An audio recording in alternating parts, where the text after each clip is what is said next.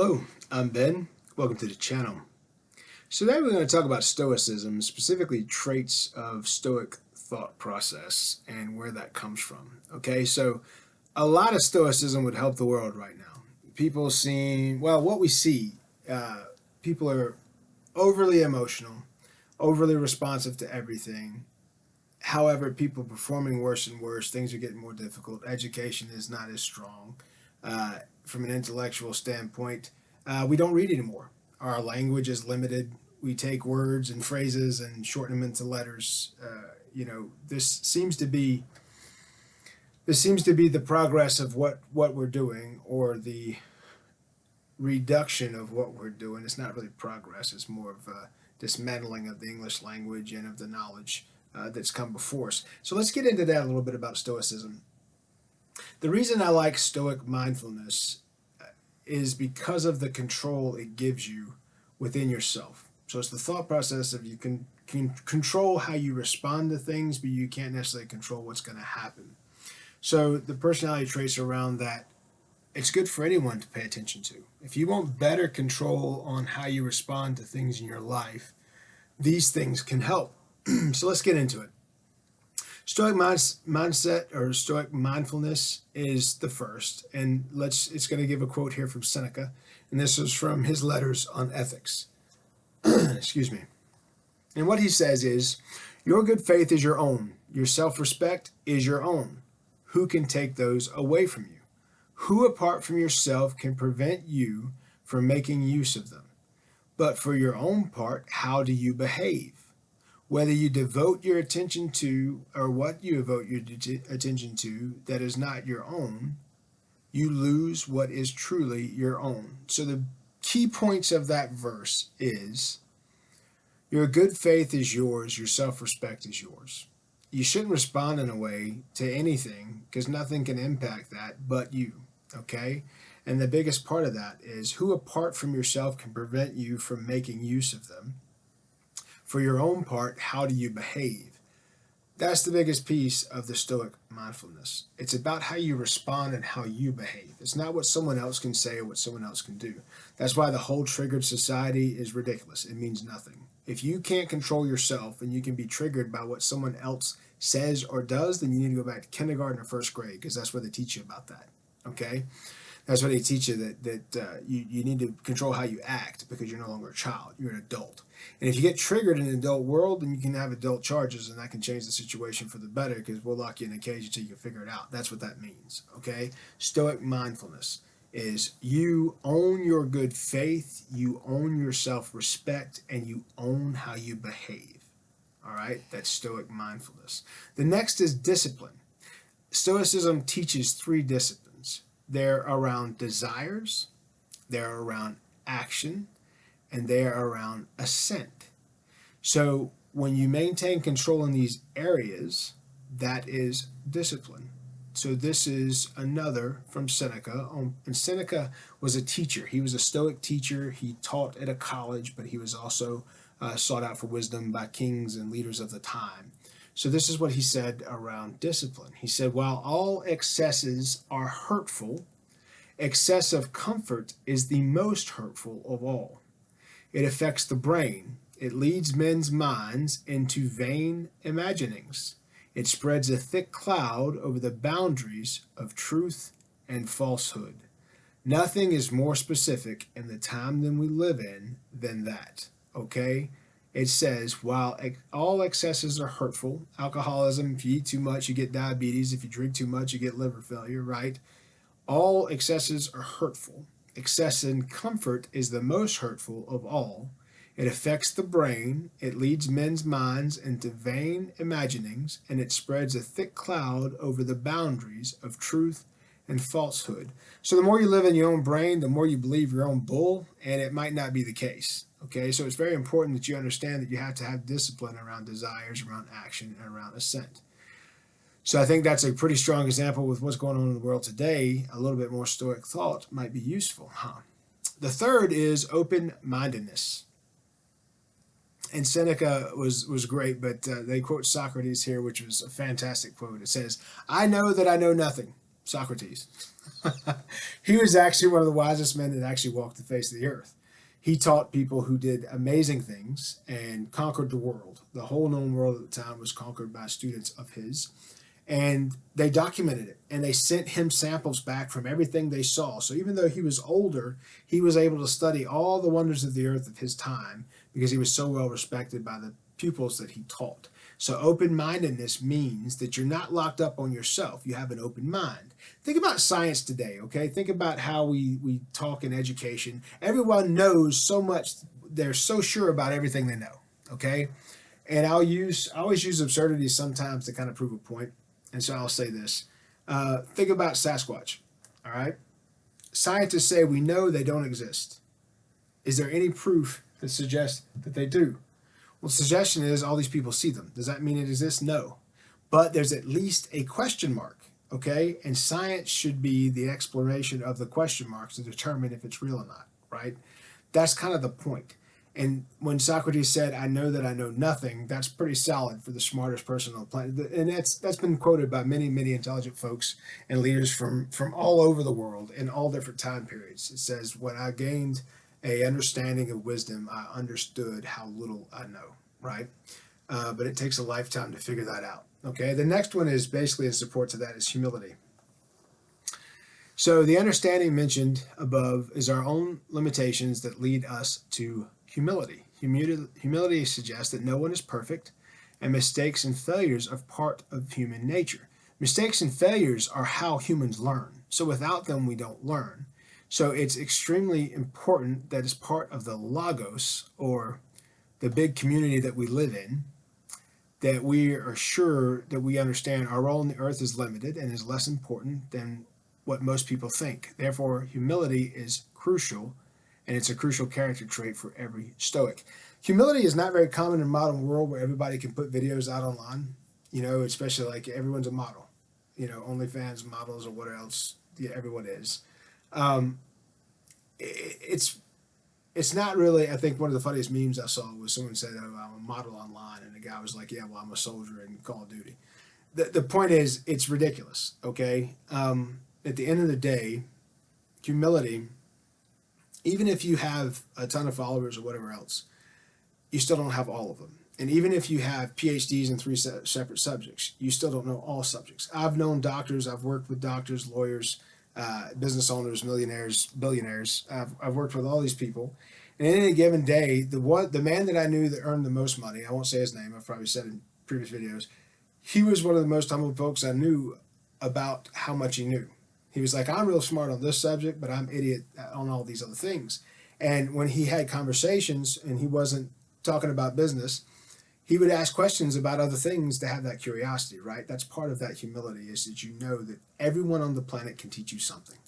Just because you're very smart in certain subjects, just because you're very practiced in certain subjects, not only can you learn volumes more of the subjects that you're knowledgeable about, but there's a vast amount of information you may not know anything about at all. I'm one of those people. So it says frequently, this is from Marcus Aurelius, one of my favorites for Meditations, which everyone should own a copy of Meditations. Everyone should read Meditations. Everyone. I used to give it to any supervisor that I had, or any plant manager that I had, or any director that I had, because it's that important, because nothing changes. So the wisdom that he had was pretty impactful around people and around leadership of those people. So frequently consider, this is Marcus Aurelius, frequently consider the connection of all things in the universe and their relation to one another. For in a manner all things are implicated with one another, and all in this way are friendly to one another. For one thing comes in order after another, and this is by the virtue of active movement and mutual conspiration and the unity of the substance. So if you think of the planets and the sun, all the planets rotate around the sun, okay?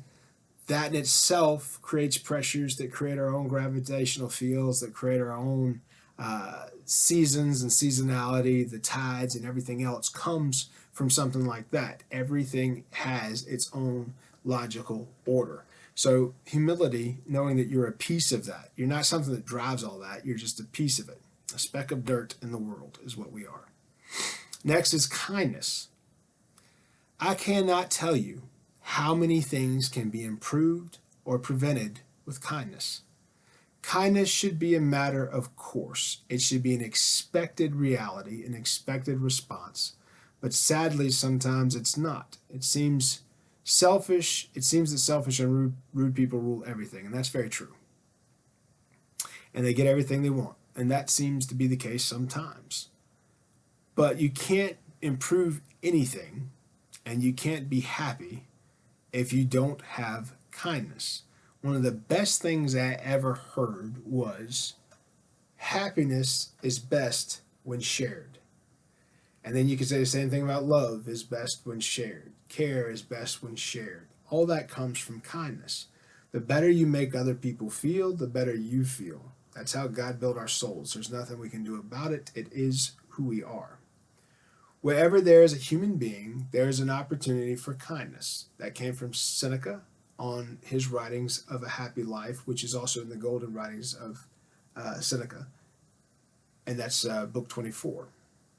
The next one is resilience. So I'll tell you, in leadership, and especially in business,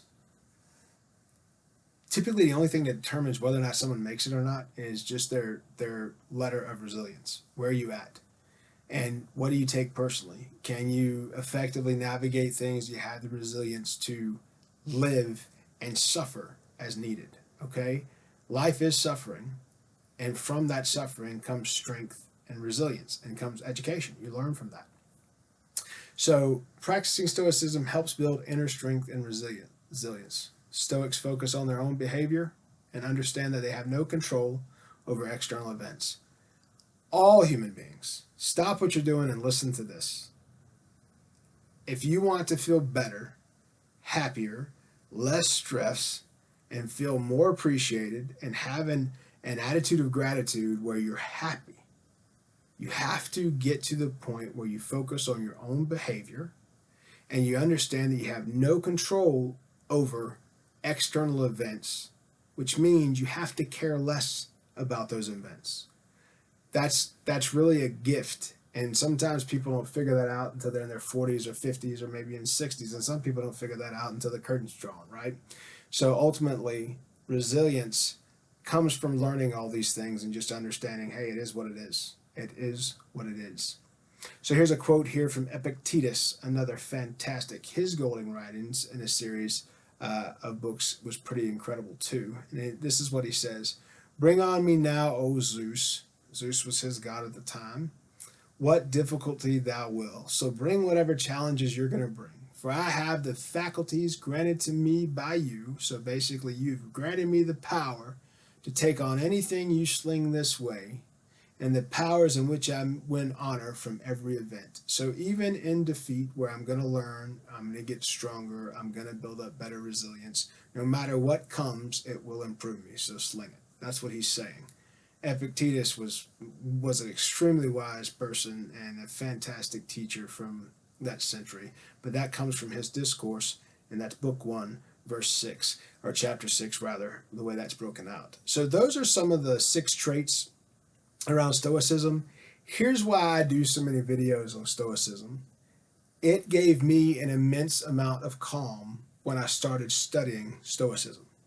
And I'm a leader of people. And at the time that I started really deep diving into Stoicism, I was over 4 or 5 different locations of this one company, and each location had between 60 and 100 people working at it, and it was across the country. So every time I had to go fix a problem, I had to travel across a dozen states, and I may not go back home. And there was a period of time where I didn't come home for 10 months, and you get weary, and that resilience was really being strained. And then I picked up a copy of Meditations by Marcus Aurelius, and I read it. And what was on those pages blew me away, because it was like I was in my own head. And this cat lived 2 millennia ago. Okay, so 2,000 years ago, this dude lived and put this stuff down on the page, and it was specifically relevant to what I was going through daily in that time. That's the kind of wisdom that we have to seek out, and that's why I have this channel. That is the kind of wisdom that we must hunt, because instantly, and here's the point, instantly I felt relief. Instantly. because it was the part of the human condition. It was not my condition. It was part of the human condition what I was going through. And the only other book that had that significant relevance to me in my life at that point was the Bible. So to find other ancient texts that are more than a millennia old that still were relevant to me today excited me around knowledge that you can gain from those that came before.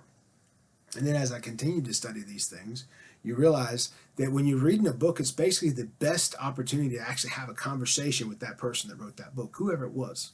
And so you're having this conversation, but you have to be humble because you can't interrupt them because the words are already on the page. So there's nothing you can say or do to interrupt them. You're going to get what they're giving until you're done with the book. And that's a fantastic way to look at this. So if you like subjects like these, please subscribe to the channel.